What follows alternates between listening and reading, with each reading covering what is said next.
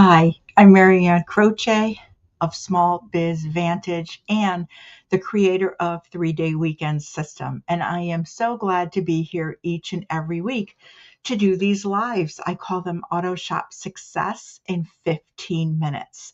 And I do them for two reasons.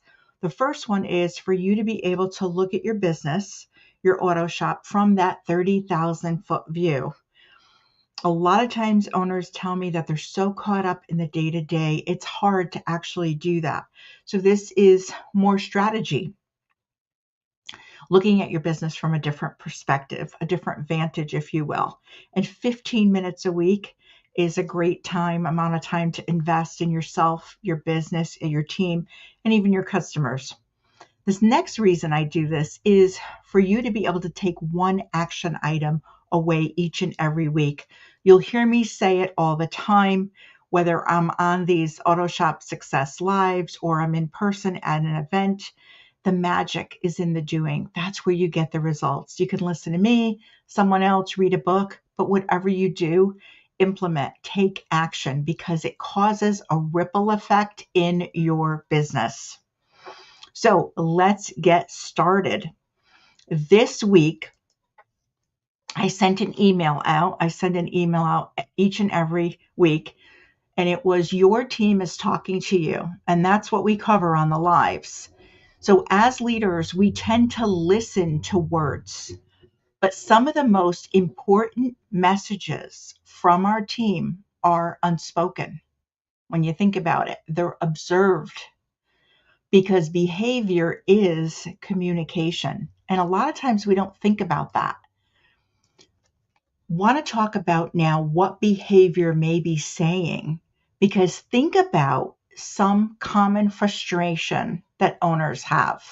I've heard this all too often, and in my early days of owning a shop, I can tell you I felt these same frustrations.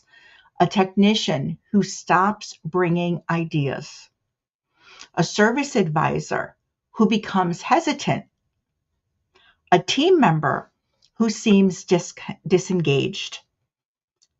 This is all too often someone who used to take initiative, but now they wait to be told what to do.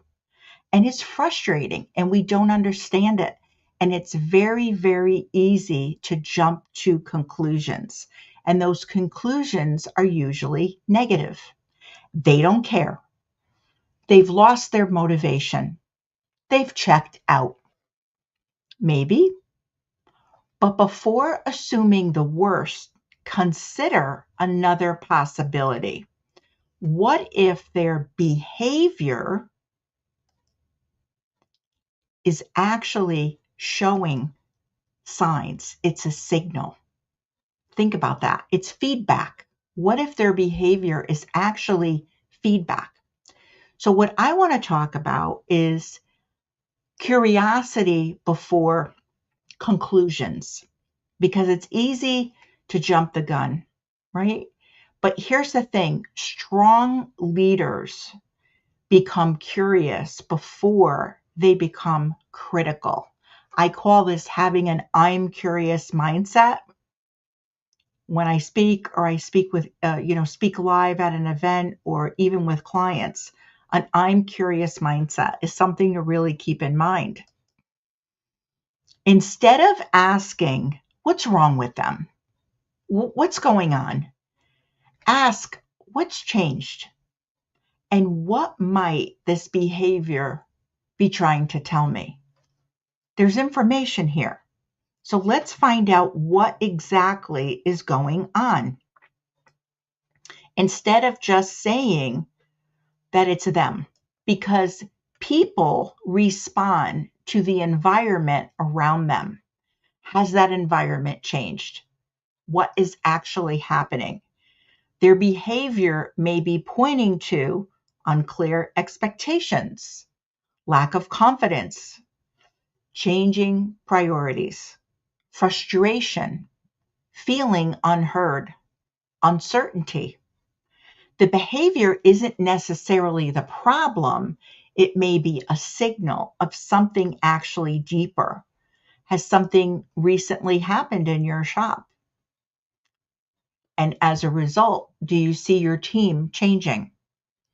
So look for those changes. Pay attention to those changes, not just isolated moments, these one-off things that happen.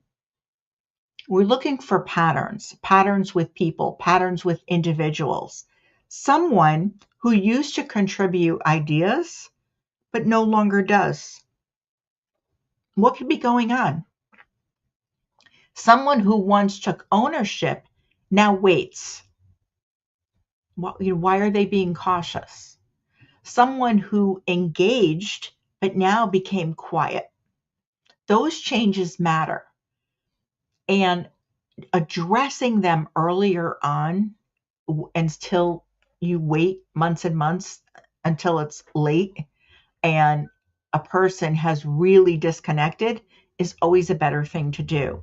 So because leadership signals often show up gradually, we have to be careful that we don't let these things fester. We don't let these things go on for a long period of time. So the question here is, this is an activity that I want you to do this week because I speak about taking action. The question that I want you to consider this week is, what has changed, not what's wrong with them. And I know a lot of times it's easy to go there, but what has changed? The question shifts us from judgment to curiosity. That is a huge, huge shift. And curiosity creates better leaders. So let's take it a step deeper this week. Think about one person on your team. What behavior has changed over the last month or couple months? Instead of assuming, get curious, meet up with them, have a one-on-one, find out what's going on, because your team may be communicating something that words haven't expressed. They didn't come to you. They didn't talk to you about it. So I always like to leave you with a pro thinking tip. Strong leaders don't just listen to words, the words that people use, the words that people say. Those are important, but they don't just listen to words. They pay attention to behavior, because behavior is communication.